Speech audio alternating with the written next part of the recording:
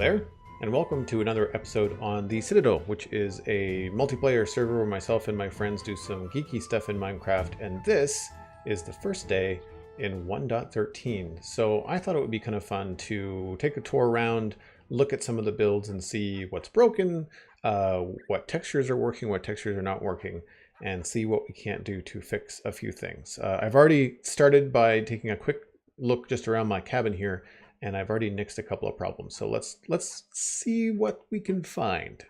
So the first thing that I noticed walking around the corner here, I was checking out one of the new farms, and there was pumpkins lying around here on the ground. And I was like, well, that's odd. Why did that happen? So what was going on, if I can hop up here, I did not have these stripped logs here.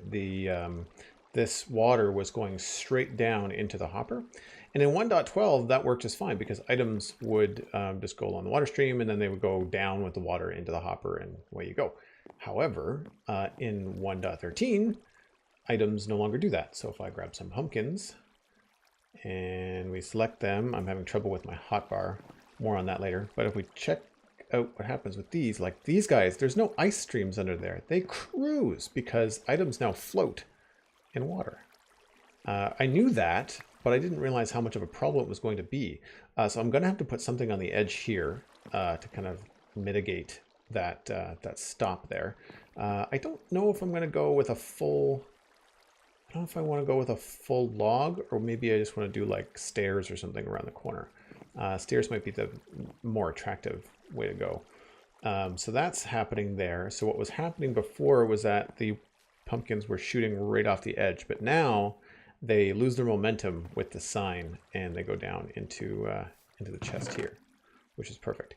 And for whatever reason, all the pumpkins that I had previously collected in 1.12 turned into carved pumpkins, which was bizarre.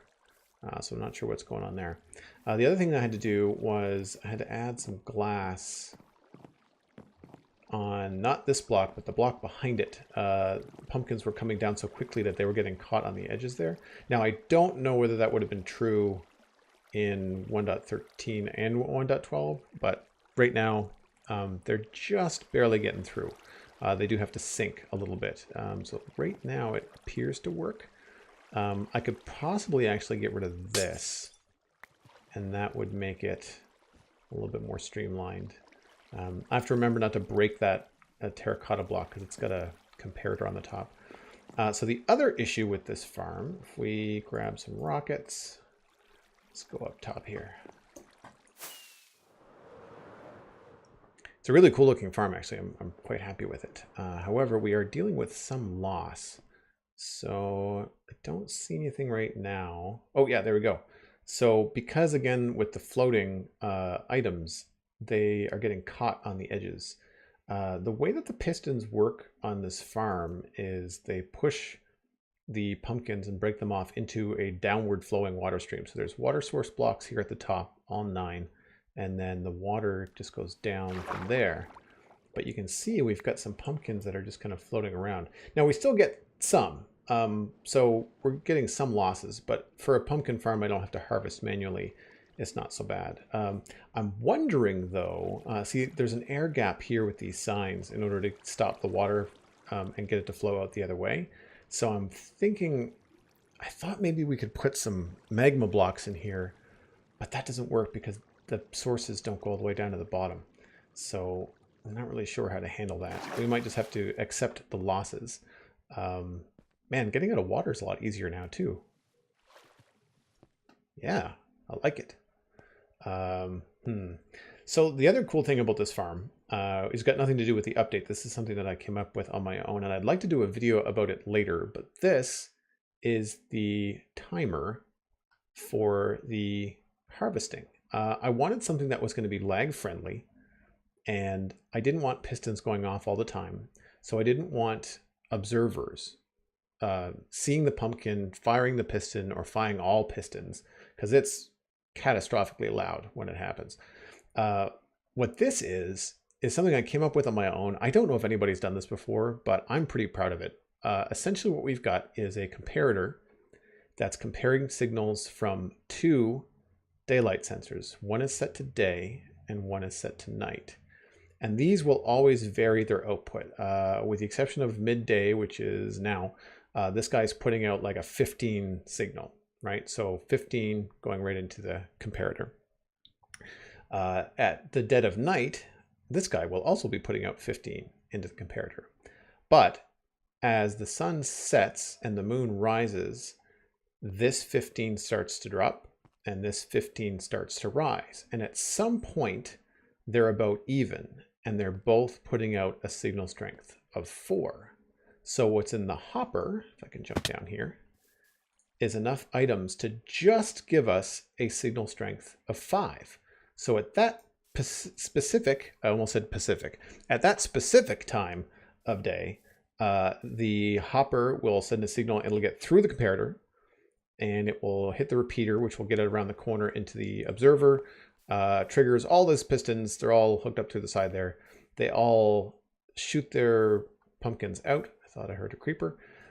They all shoot the pumpkins out, and the pistons stay extended for the duration of this output, which is actually not that long. It's only like a minute, maybe not even. And then they all retract, and they stay retracted for the rest of the day. And then throughout the day, pumpkins can grow. And there's a bunch of other science and stuff that I'll go into some other time, in terms of how often pumpkins grow and what you have to have next to them. And I think it's a pretty neat way to do an aesthetic looking farm that you don't have to harvest on your own and doesn't have like a ton of pistons. And it certainly is going to do us for our needs here on the Citadel. So that's the first thing that I think I've fixed. We just have to come up with that kind of stair block thing there. I don't know. I guess I could manually force it to harvest and see what happens to those pumpkins. Let's do that. Right, manual override, and then we're going to rush down to see the pumpkins. So on. Let that go, and then turn it back off again. Ah, we are seeing some loss. Whoa. Smooth landing. Smooth landing. You saw nothing. Okay, let's just see here. So we've got at least one guy there. I thought there was at least 4 pumpkins that were growing in there. I don't know how many we harvested. That's the main problem. But we got like 2 or 3 in there. And there's probably more left up on the ledges here somewhere. As if you can see. Can we see anything? Probably easiest just to jump in the middle and take a look around and see what we've got. Oh, I can't get up there, can I? I need to put like a ladder or something up to this farm. Oh yeah, wow, okay. So we lost quite a few. So I've got 11 in my inventory now. That's 2, 3. Swimming is so much better in 1.13 now. I like it. So we lost 3 and 4 is there. So I don't even know if we had more than 4 in the farm. I missed the water. Okay, so let's fix this right now. What do I have? Yes. Let's just take the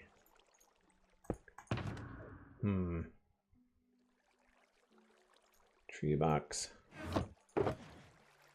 Dark stairs, dark slabs, and some spruce logs. Don't need that many. So this should be able to do it, I think. Let's hop back up here. I'm also not really crazy about these logs there. So let's do a cap on this here, like that. And then maybe go all 3. Yeah, I'd say that works. So let's do a test now and see.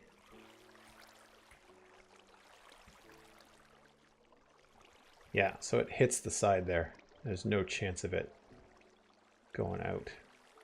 Oh, maybe it's on the inside. Yeah, okay, sweet. So that takes care of that issue. So we're not going to lose any off the side there. I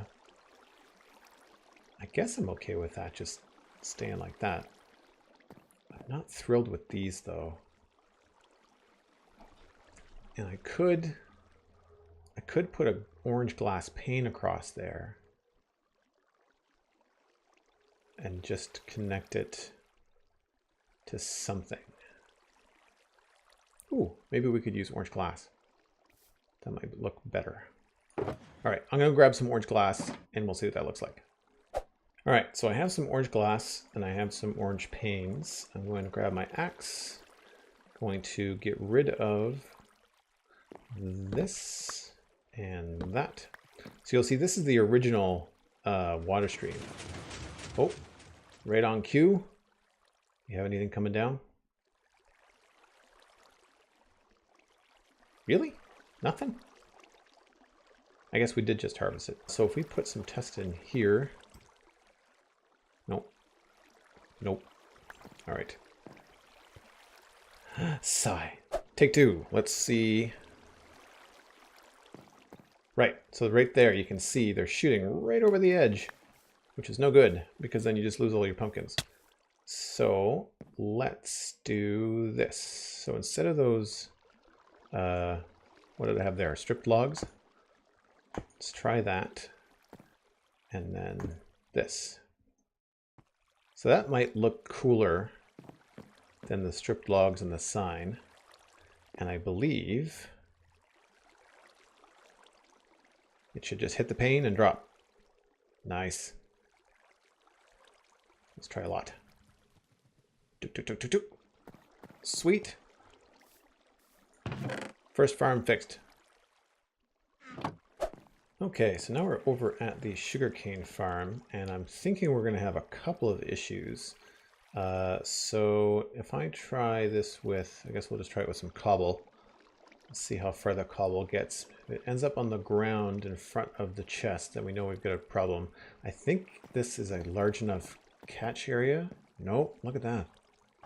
All right, well, that's an easy problem to solve. We just do this. That'll take care of that. So now we should end up with some cobble in the chest. Yep, that's not going anywhere. Yeah, perfect. I'm kind of relieved that these fixes look good because I put a lot of time into designing these farms, and it's nice that it's kind of something that we can do that's not boring. This, however, I don't know how to handle. I think these ones just go back and forth. I think they just drop off each layer to go in here and find out. Oh, I can't fit. Okay. I have to go over this way. I usually leave myself access. Ah, okay. So it's just a drop. So we don't have to worry about anything other than just that end. So that's good. I thought I was going to have to climb this whole thing and fix everything. But to take a look and see what happens, survey says, yeah, they skip it completely. So we need, I think, just a glass pane here, right between those two. Let's see what it can do here. Oh, I missed the jump. Let's see. No! Fail. Okay. So if I put a glass pane here, that should do the same thing as everywhere else. And we should just be able to see them in the chest. Oh! Alright. So, not exactly as I had planned to do it, but if there's cobble down here, I don't remember how many I shot. 9. That seems about right. Beautiful. That's fixed. One last farm. I already did the cactus farm. I had to rename the sign to do it, so that was kind of boring, so I didn't do that on camera. This one, however, we don't technically use this very much just because it is so unwieldy to replant. It's such a pain. It's a cool farm, but I can't seem to jump up here. What's going on? I find that the 1.13 controls are just a little bit smooth. Like it's hard to get your punchy controls back. So again, with the cobble test, 6. They all get shot and they all, yeah, I think they all ended up on the ground. Okay, well, another easy fix. Doink. And that should take care of that. So those are all the immediate farms that I have. I don't know about Macast's Purpur farm. We're going to have to take a look at that. But everything else here seems to be okay. We've got the villager farms that we did on stream a little while ago. And those guys, that's going to be interesting because those water streams are long and they're ice streams. So the items are going to be going even faster. So let's hop down and see what we can see down below. So the good news is that these guys are still churning out vegetables. So we still have full chests here. And let's see what we've got going on underneath. I don't think I've gone down here in a long time. Hopefully everything is good and there's no surprises down here. Everything looks to be okay. So if you're not familiar, these are villager farms and they're putting the items in hoppers over that way. And then they get shot down into the chest. Only when the chest is full does any excess get shot out into the water streams. And these water streams all go to the greenhouse at the other end of the meadows along this. Oh, there goes a potato. Wow. Go, go, go, go, go. I'm not going to catch that. Holy smoke. I'm getting passed by potatoes.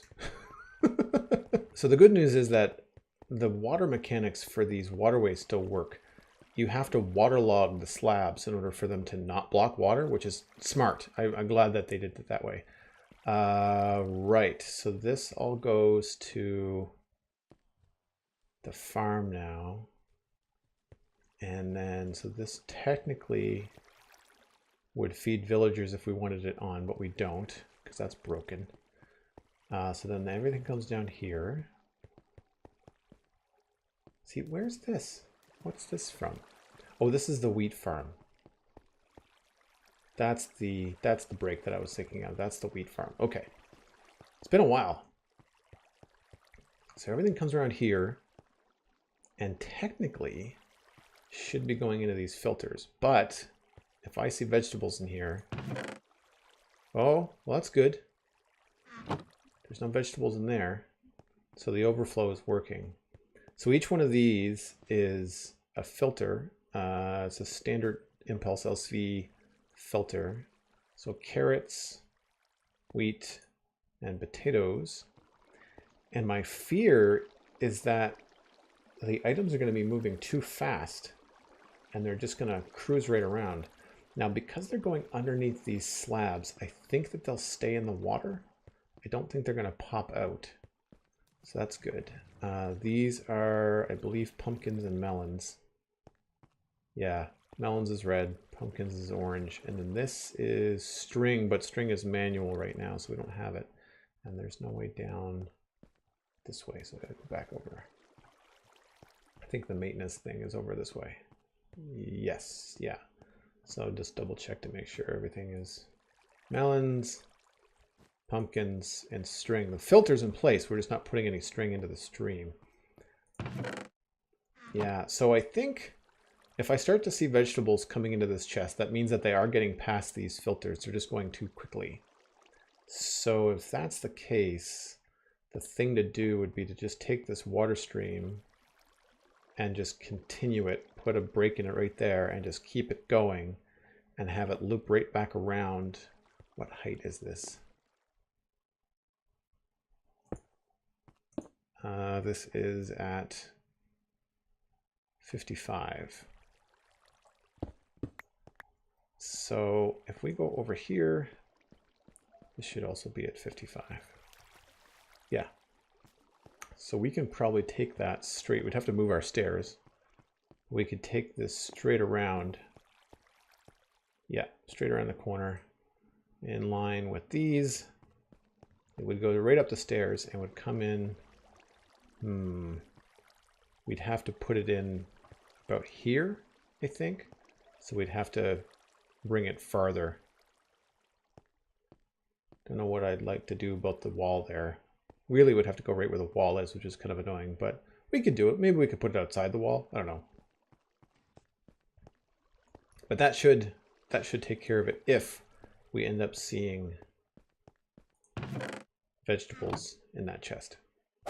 So while I'm over here, I thought I would check out the villager breeder, which I know is broken. I logged in quickly to do some things earlier, and I know it's not working. What had happened is that this block underneath the villagers was a log. I'm not sure why it was a log. It somehow got switched when we updated the world.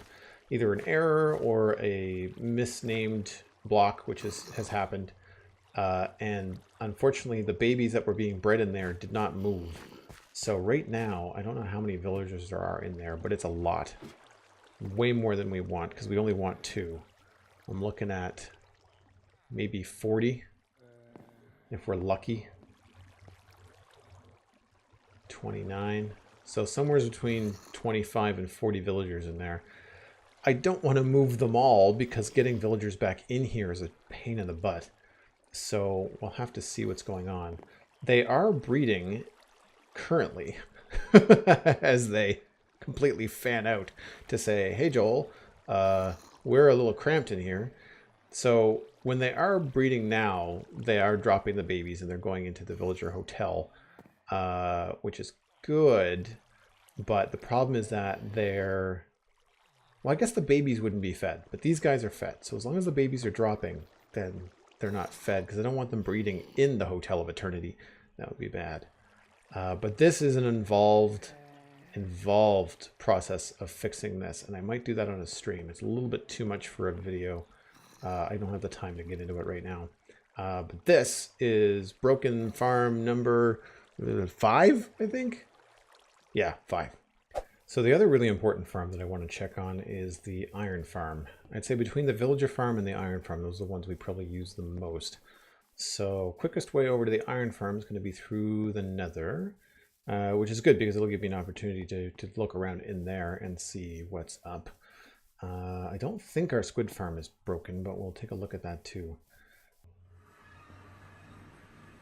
So right away you'll realize that Optifine is not working, so our connected glass texture is not showing up. It's interesting to see, you know, your builds without Optifine, as you know, other people may see them if they were to log onto the server and view the stuff that we've done. But everything else around here is looking okay. Lava seems to be doing all the things it should be doing. There does not seem to be any surprises happening, so that's good. I don't think we have... I mean, most of the water stuff obviously is not going to affect the Nether. However, the Iron Farm... Hello? Okay. How'd you get in here? This is going to be interesting. Survey says... Okay, wow. All right. So broken. Very, very broken. Why is there so many? Wow. Okay. So this is, it looks fancy, but it's a simple iron farm. It's from Nims TV, did the tutorial that I followed way back when we started. Wow. How many are there? 1, 2, 3, 4, 5, 6, 7, 8 with the guy in the Nether. Okay, well, let's just keep these guys from going in there, because I don't want that. If you don't know, iron golems, when they get into the Nether, if they attack zombie pigmen, then the pigmen get mad at you, which is a problem. So we'll keep those guys from going in there. I think that's... Yeah, they need a 3 high hitbox, I think, right? Was it F3 and B? 1, 2, 3. Yeah, okay. So they can't get in there, but we still can, so that's good. Now... I was trying to read up a little bit about what might break, and I know that this farm doesn't utilize the full spawning space. I think it's 16 by 16 is the actual space that they'll spawn in. So how wide is this farm? I think the doors indicate. So 1, 2, 3, 4, 5, 6, 7, 8, 9, 10. Okay, so it's 10 by 10, which means that it could be 3 wider on either side. That is just wide enough for them to spawn along the edges. So I guess, If these guys no longer need a solid block underneath them to spawn, then that would explain where they're coming from, because they would be spawning in this space right here and then falling. And if they're falling, then they're well outside of the 6 blocks vertical, because the 6 blocks vertical is 1, 2, like bottom of it is there. So they're well below that. So that's why they continue to spawn. So the iron farm isn't broken, but it's just spawning golems in places where we have to kill them to collect the iron. So it's now manual. We have a manual iron farm. How quaint. I guess the thing to do is going to be to expand this, but man, do I have enough room? 1, 2, 3, I guess. We have to move those villagers. That's going to be a pain in the butt. Another project for the stream, I think. That's going to be a couple of hours to fix this. Because I think what we would have to do is just make a full 16 by 16 water pool. I think there's a ladder up top. Hold on. Fly up here. Yeah, this is a better view. So yeah, that's the 10 by 10. But if we made this a 16 by 16 inside, then we'd be looking at 17, 18, so a 20 by 20. That's a big area. It's going to be a lot bigger. We'll get more golems, and more irons. That's not bad. I kind of like the way that this place looked. It really kind of jived. Previously, iron golems needed a solid block to spawn on. So they could not spawn on any of these because the doors were in the way and it doesn't have enough area. And also I think it's only too high, so they can't fit underneath there. But then they were spawning on the edges where the glowstone was. And what was happening was it would spawn and it would stay in the village radius, and therefore no new iron golems would spawn. So it wasn't dying and it wasn't creating new golems, so our iron farm would come to a halt. So yeah, that's interesting. It's so funny. We have a manual iron farm now. So while we're walking back to Dartmouth Meadows, I thought that I would talk about the texture pack. We are currently using the Minecraft 1.13 beta version 2, which just kind of tweaks the vanilla textures. I also have, speaking of tweaks, a few of the vanilla tweaks from Azimuvoid installed, and things like 3D vines, sticky piston sides, some quality of life things like hopper arrows, which you might have seen earlier. My favorite thing, though, about the 1.13 beta is the wheat, the full-grown wheat texture. Where is that zombie? I hear him, but I don't see him. Weird. Yeah, so as I was saying, the wheat. I really enjoy the wheat texture. I think it's really, really cool. It adds a lot of character, and it really makes the build that I did down in the South Meadows really stand out, which is super fun. We did that on a stream a little while ago. One of the things that it's custom for me, though, is these hay bale textures. So this is a combination. This is the kind of details in the alpha, the light and the shadow, is from BOO's texture pack. But his hay bales were really gray, and they didn't really match the Mojang full-grown wheat textures. So what I did was I took the color from those and the alpha channels from this. I made my own bands and then added them all to make this hay bale texture, which looks way better next to the wheat, which makes a lot of sense. And if we go down to the South Meadows, you'll see why. So I was going to fly all the way there, and then I thought the reveal coming over this hill is actually pretty cool. So as you're coming into the South Meadows, we've got this wheat field and a wheat mill, grain mill, with a water wheel and stuff. And having the hay bale textures match is just fantastic. It really looks cool. And a lot of these hide little water sources underneath them. You can't really see them, but it keeps the farmland, the soil hydrated. Oh, we're missing some. I'll have to fix that later. But yeah, it really makes this a lot better than I'm not sure how to describe it. The default Mojang hay bale texture is snot yellow. Like it's gross. It's really, really gross. So we've switched it up, and I think it just it's a subtle thing. We're not kind of pushing the limits. We're not giving ourselves really blocks that don't exist. But it was so glaring. It was obviously an oversight, or hasn't been released, or hasn't been finished yet, something like that. But then down here, we've got all these little walkways around. These are not functional waterways, they're just aesthetic, so we don't have to worry about items flowing down those. But this looks really cool. I wish you could put vines on the side of dirt blocks, or change the side of farmland. I guess I could change the side of farmland. It would be nice if it was maybe as dark. I can't see. There we go. I wish it would maybe be as dark, or give it some sort of texture rather than just the plain dirt. We can maybe see what we can do there. Again, really subtle things just kind of make a better aesthetic experience. And then we've got this kind of path just kind of goes up to nowhere. And then this loops around back up to the top and the other side of the wheat field. But yeah, I'm really happy with the way that this turned out. We did this all in a stream. Oh, right, I forgot about the bubbles. Weird. Cool, but weird. I'm looking forward to doing some item elevators and stuff with those bubbles, or player elevators actually. Well, thanks for watching, folks. This is all the time that I have today. But if you've enjoyed this video, then please consider subscribing and give a like down below.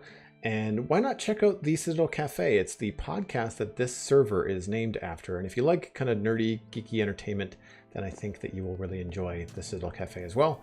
My name is Joel Duggan, and this has been the Citadel, and I will see you next time.